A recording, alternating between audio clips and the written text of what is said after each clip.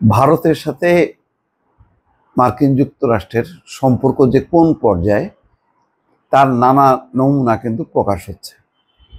সর্বশেষ আরেকটি খবর, ভারতের 2000 ভিসা অ্যাপয়েন্টমেন্ট বাতিল করেছে যুক্তরাষ্ট্র। 2000 অ্যাপয়েন্টমেন্ট, চিন্তা করতে পারেন অবস্থাটা কেমন। আর গতকালকের আরেকটা খবর ছিল, ভারতের যে গুপ্তচর সংস্থা তার উপর নিষেধাজ্ঞা জারি করছে যুক্তরাষ্ট্র। তার পরপরই খবর হচ্ছে এই যে ভারতের 2000 ভিসা অ্যাপয়েন্টমেন্ট বাতিল করেছে যুক্তরাষ্ট্র। তার মানে ভারতীয়দের এখন আস্তে আস্তে যুক্তরাষ্ট্রে যাওয়া বন্ধ হচ্ছে বা কঠোর নিয়ন্ত্রণ আরোপ করছে, এটা হচ্ছে তার ইঙ্গিত দিচ্ছে। কেন? একটা বাণিজ্য যুদ্ধ চলছে। যতই মুখে মুখে মার্কিন যুক্তরাষ্ট্র দেখাক যে মোদি তার বন্ধু, ডোনাল্ড ট্রাম্পের সাথে মোদির সম্পর্ককে সেভাবেই তো চিত্রিত করে। ভারত বলার চেষ্টা করে যে ডোনাল্ড ট্রাম্পের পুরো সমর্থন আছে আমাদের উপর, কিন্তু এটা যে আসলে একেবারে ফেক এবং ট্রাম্প যে ছাড় দেওয়ার পাত্র না, এটা তার প্রমাণ। ট্রাম্প যদি ছাড়ই দিত তাহলে তো কানাডার সাথে এই অবস্থা কেন?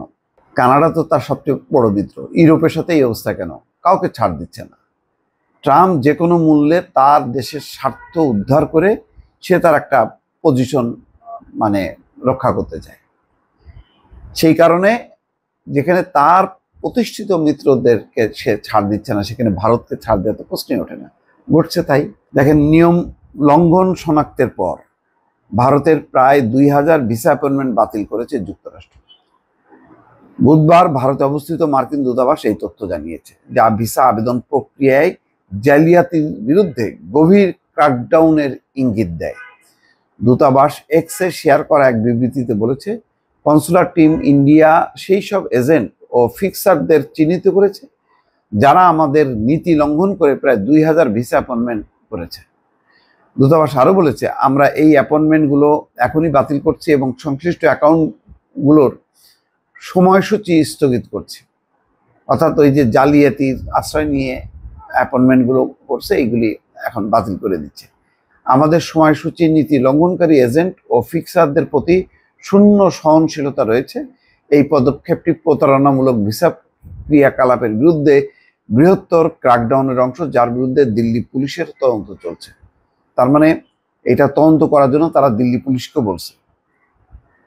নয়াদিল্লির চাণক্যপুরীতে মার্কিন দূতাবাসের অভিযোগের পর 27শে ফেব্রুয়ারি দায়ের করা একটি মামলায় 2024 সালের মে থেকে আগস্টের মধ্যে ভিসা জালিয়াতির সঙ্গে জড়িত পাঞ্জাব এবং হরিয়ানার মতো রাজ্যের 30 জনের বেশি ব্যক্তির নাম উল্লেখ করা হয়েছে।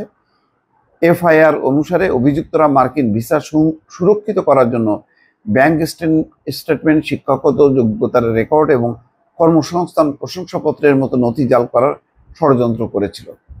মার্কিন কর্তৃপক্ষ 21টি ক্ষেত্রে লক্ষ্য করেছে যেখানে আবেদনকারীরা এজেন্ট ও নথি বিক্রেতাদের সহায়তায় মিথ্যা তথ্য জমা দিয়েছে।